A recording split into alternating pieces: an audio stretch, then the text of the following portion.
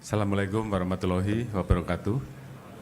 Salam sejahtera untuk kita semua. Shalom, Om Swastiastu, Namo Buddhaya, salam kebajikan, salam presisi. Yang saya hormati Bapak Ketua Komisi Percepatan Reformasi Polri, Profesor Dr. Jimli Asidikia. Yang saya hormati Ketua Komnas Perempuan Republik Indonesia, Dr. Hajah Maria Ulfa-Ansor. Yang saya hormati Wamen PP 2MI, Bapak Zulfikar Ahmad Tawala. Yang saya hormati Penasihat Khusus Presiden di bidang Kamtibmas Reformasi Kepolisian Jenderal Purnawirawan Dr. Andes Ahmad Doviri. Kemudian yang saya hormati Ketua Harian Kompolnas Irjen Pol Purnawirawan Dr. Arief Wicaksono Suditomo beserta Komisioner Kompolnas Irjen Pol Purnawirawan Ida Utari Purnamasari. Yang saya hormati Ketua Komisi Penyiaran Indonesia Ibu Ubaidillah Sadewa. Kemudian yang saya hormati Ketua Ikatan Jurnalis Televisi Indonesia Bapak Heri Kurniawan. Yang saya hormati yang mewakili Ketua Komnas HAM Republik Indonesia, Dr. Prabianto Mukti Wibowo. Terima kasih Bapak. Yang saya hormati para penasihat ahli Kapolri yang kami hormati, ada Prof. Hermawan Solistyo. Terima kasih Bapak, semoga sehat selalu. Kemudian yang mewakili rekan-rekan dari buruh hari ini ada Pak Ibu Presiden KSPSI Ibu Elita Rosita Silaban, kemudian Wakil Ketua Dewan Pers Bapak Toto Srianto, Bapak Bambang Rukminto selaku Pengamat Kepolisian Republik Indonesia, terima kasih. Mewakili Ketua Asosiasi Media Cyber Indonesia, Sekjen Asosiasi Media Cyber Bapak Mariadi, kemudian mewakili Ketua KSPI Pak Ramidi selaku Sekjen, kemudian mewakili Ketua Umum Persatuan Wartawan Indonesia, Sekjen Persatuan Wartawan Indonesia Pak Zulwansyah, Pak Wakapolri Bapak Profesor Dr. Didi Prasetyo beserta seluruh rekan-rekan pejabat utama Mabes Polri, mewakili Kapuspen TNI, Kolonel Infanteri Chandra Kurniawan. Kemudian yang saya hormati para pimpinan redaksi media dan juga pimpinan ataupun yang mewakili lembaga survei yang kami hormati. Yang saya hormati para pakar dan akademisi hukum, kemudian para ketua organisasi kemasyarakatan dan pemuda, serta Badan Eksekutif Mahasiswa, dan tentunya seluruh hadirin tamu undangan yang berbahagia yang hari ini berkenan hadir di acara rilis akhir tahun Polri 2025 yang berbahagia. Pertama-tama tentulah kita panjatkan puji syukur kehadirat Allah Subhanahu wa Ta'ala, Tuhan Yang Maha Esa, bahwa hari ini kita semua diberikan kekuatan dan kesehatan untuk bisa hadir pada acara press release akhir tahun 2025. Kegiatan ini tentunya menjadi kewajiban Polri selaku institusi yang selalu terbuka dalam rangka mewujudkan akuntabilitas serta transparansi kepada masyarakat. Sebelumnya tadi kami sudah memaparkan kaleidoskop sebagai gambaran awal terkait dengan kegiatan kita selama 1 tahun, namun nanti secara lebih detail akan kami perjelas sehingga kemudian secara lengkap dan komprehensif bisa didapat gambaran kegiatan kami selama 1 tahun ini. Sebelumnya tentulah dalam kesempatan ini kami mengajak kita semua untuk bersama-sama mengheningkan cipta, khususnya terhadap saudara-saudara kita yang saat ini menjadi korban di Sumatera. Dan tentunya ini menjadi keprihatinan kita bersama. Demikian juga dengan 915 pegawai PNBP, pegawai negeri pada Polri yang saat ini sudah mendahului kita semua di sepanjang tahun 2025. Semoga Tuhan yang Maha Esa selalu memberikan balasan atas pengabdian yang terbaik dari putra-putra terbaik kita, dan seluruh keluarganya selalu diberikan kekuatan dan ketabahan. Mengeningkan cipta mulai. Selesai. Selanjutnya, atas nama pimpinan Polri, tentunya saya mengucapkan terima kasih dan penghargaan setinggi-tingginya kepada seluruh personel Polri yang telah berjuang, telah bekerja keras untuk melaksanakan pengabdian dan tugas sebagai bayangkara negara, dan semoga tugas dan pengabdian dari saudara-saudara semua ini betul-betul bermanfaat bagi kemajuan masyarakat, kemajuan bangsa dan negara, dan mampu mendukung terwujudnya visi bersama Indonesia Maju menuju Indonesia Emas 2045 yang kita cita-citakan bersama. Tentunya dalam kesempatan ini kami juga mengucapkan terima kasih dan penghargaan setinggi-tingginya kepada seluruh masyarakat Indonesia, kepada TNI, kementerian, lembaga, pemerintah pusat dan daerah, para tokoh, aktivis, LSM, OKP, Ormas, teman-teman buruh, mahasiswa, dan segenap elemen bangsa lainnya yang telah terus bersama-sama membersamai kita dalam bekerja sama dan memberikan dukungan penuh pada institusi Polri, sehingga Polri dapat senantiasa menjawab berbagai harapan masyarakat dengan presisi. Bapak-bapak dan ibu-ibu sekalian, hadirin dan tamu undangan yang saya hormati, pada tahun 2025 ini kita dihadapkan pada dinamika dan tantangan global yang semakin kompleks. Berdasarkan Global Risk Report 2025, terdapat 10 tantangan utama yang diperkirakan masih berpotensi langsung dalam 10 tahun ke depan, yaitu cuaca ekstrim, kehilangan keanekaragaman hayati, perubahan sistem alam, kelangkaan sumber daya alam, misinformasi dan disinformasi, dampak negatif dari teknologi AI, ketimpangan, polarisasi sosial, spionase dan perang cyber, serta polusi. Sejalan dengan berbagai macam risiko tersebut, bencana alam akibat cuaca ekstrim saat ini menjadi salah satu tantangan yang paling nyata dampaknya dan kita rasakan. Bencana tersebut tidak hanya menimbulkan korban, jiwa, dan kerusakan infrastruktur, tetapi juga memberikan tekanan besar terhadap stabilitas ekonomi. Sebagai contoh, pada 28 November 2025, siklon tropis di Filipina mengakibatkan 643 orang meninggal dunia dan 183 orang hilang. Dan estimasi kerugian mencapai 6 miliar US dollar. 8 Desember 2025, gempa bermagnitudo 7,5 di Jepang diperkirakan menyebabkan 34 orang luka-luka dan ratusan bangunan mengalami kerusakan.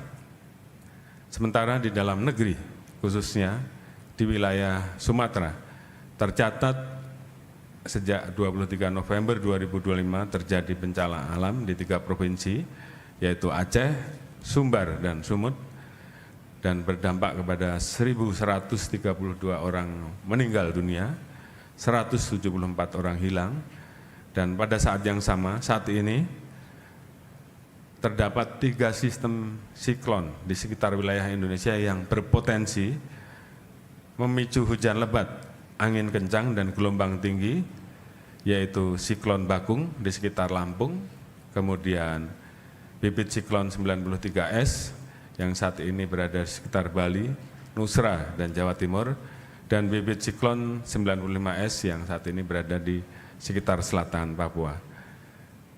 Di sisi lain, kita juga menghadapi berbagai konflik antar negara, yaitu konflik Rusia-Ukraine yang sampai saat ini masih terus kita rasakan, dan ini tentunya berdampak kepada masalah pangan dan energi, dan juga mengakibatkan korban jiwa.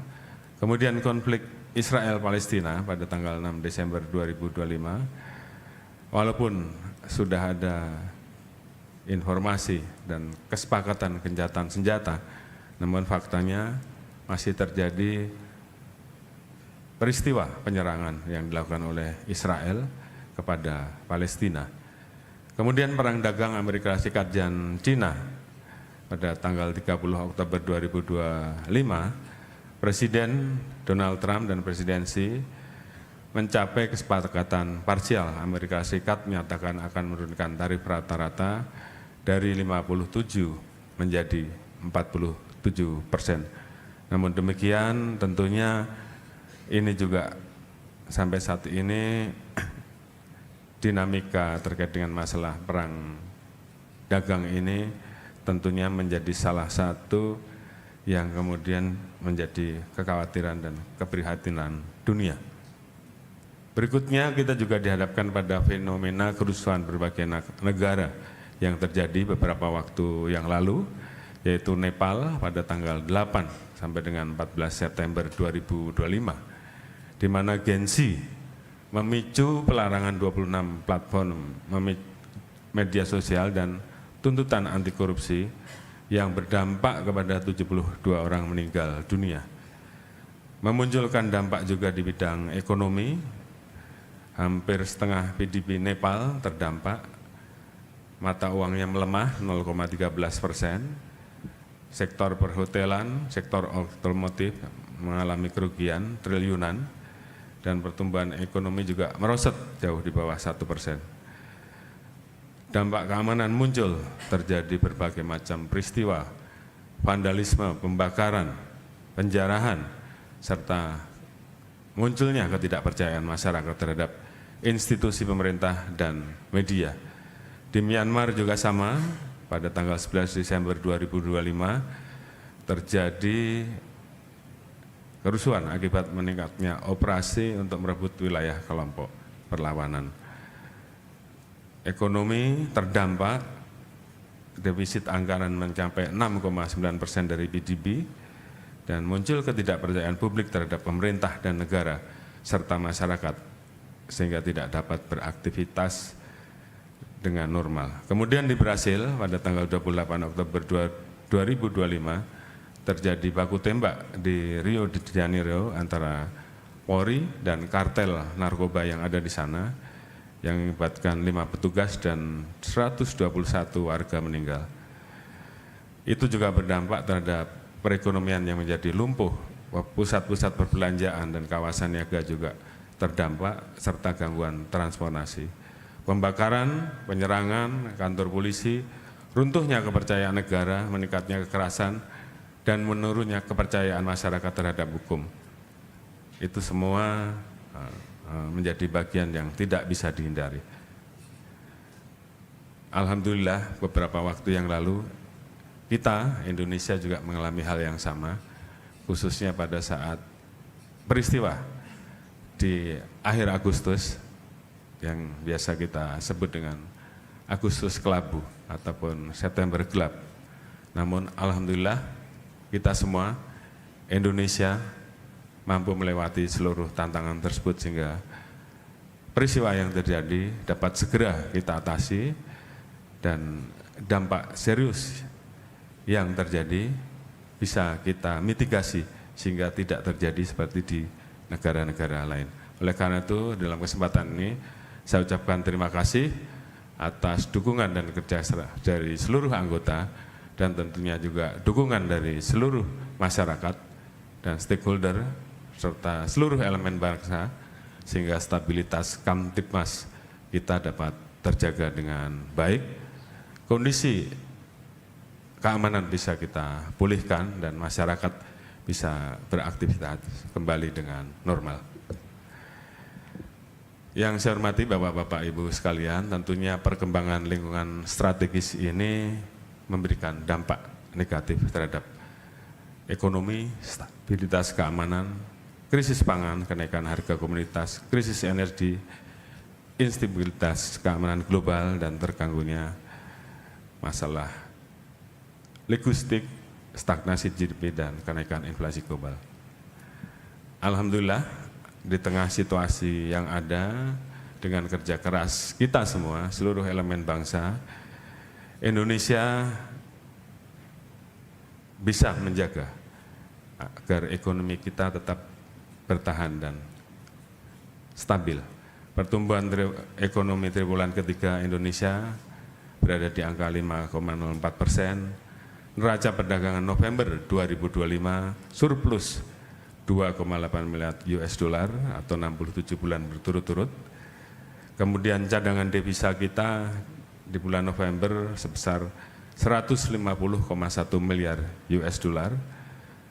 Inflasi nasional terjaga di angka 2,72%, berada di rentang antara 1,5 sampai dengan 35%. Kemudian realisasi investasi triwulan ketiga sebesar 1.434,3 triliun atau 75,3% dari target 2025. Kemudian nilai ekspor ini juga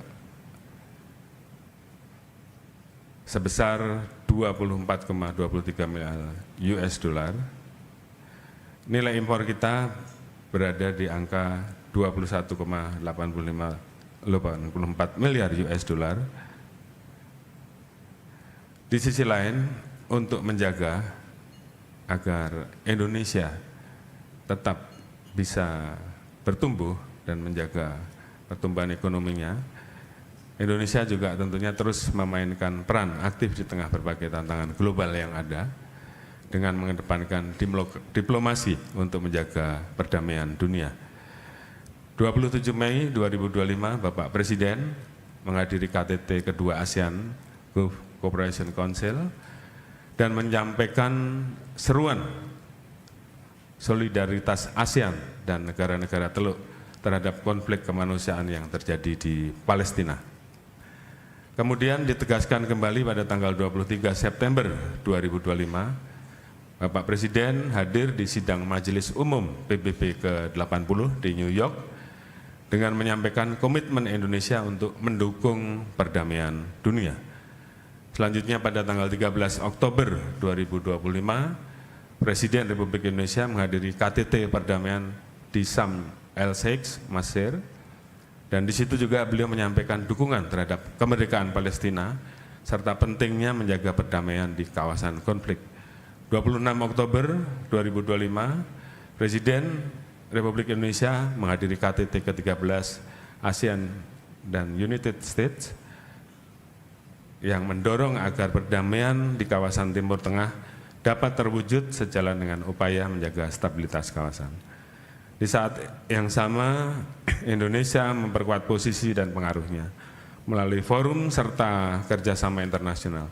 6 Januari 2025, berhasil mengumumkan Indonesia resmi menjadi anggota penuh BRICS, yang artinya ini membuka akses terhadap pendanaan untuk proyek infrastruktur strategis melalui New Development Bank, sekaligus membuka akses baru terhadap pasar ekspor.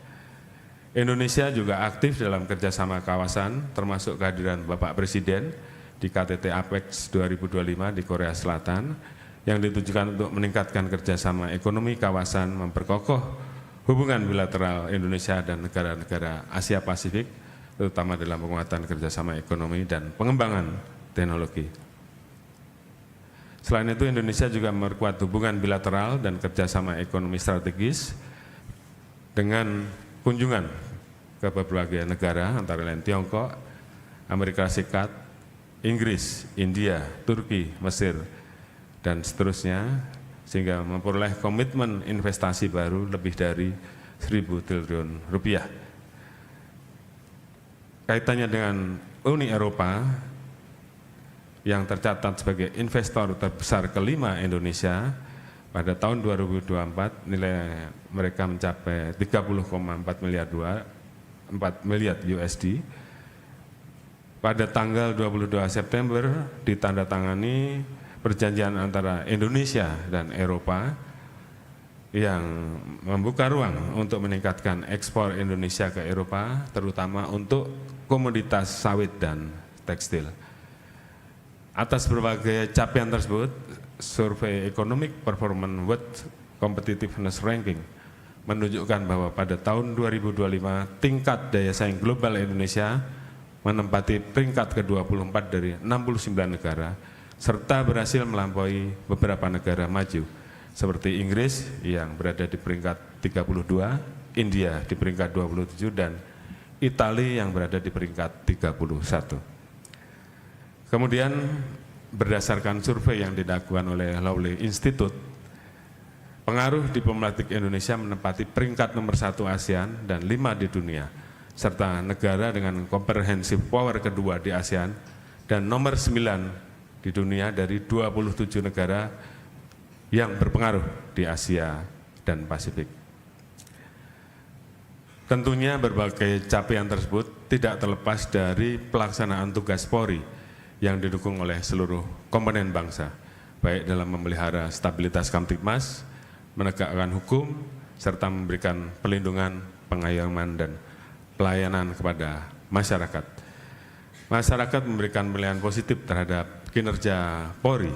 Hal tersebut ditunjukkan dengan survei kepercayaan publik terhadap Polri yang terus menunjukkan tren yang positif dan memperoleh pengakuan baik dari lembaga survei internasional maupun nasional. Tentunya capaian ini merupakan hasil kerja keras dan juga dukungan masyarakat, sehingga Polri dapat melaksanakan tugasnya dalam menjaga keamanan, meningkatkan kualitas pelayanan publik, serta memperkokoh profesionalisme dan integritas dalam menjalankan tugas. Tingginya kepercayaan Polri ini tentunya menjadi modal yang sangat penting bagi Polri untuk terus hadir sebagai pelindung, pengayom, dan pelayan masyarakat. Kemudian juga ada hasil survei dari The Global Safety Report yang dirilis oleh Gallup tahun 2025. Indonesia memperoleh skor 89 pada Law and Order Index yang menempatkan Indonesia pada peringkat ke-19 dari 144 negara.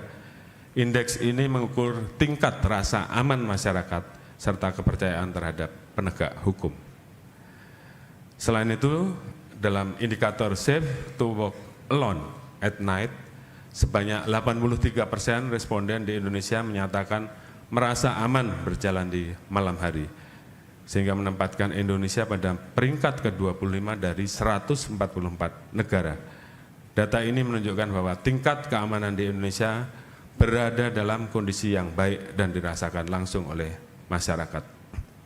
Beberapa waktu yang lalu, hasil survei Litbang Kompas yang dirilis pada November 2025 semakin menguatkan kepercayaan publik terhadap Polri di tengah dinamika yang ada. Dalam survei tersebut, Polri masuk dalam 3 besar lembaga negara paling dipercaya oleh masyarakat.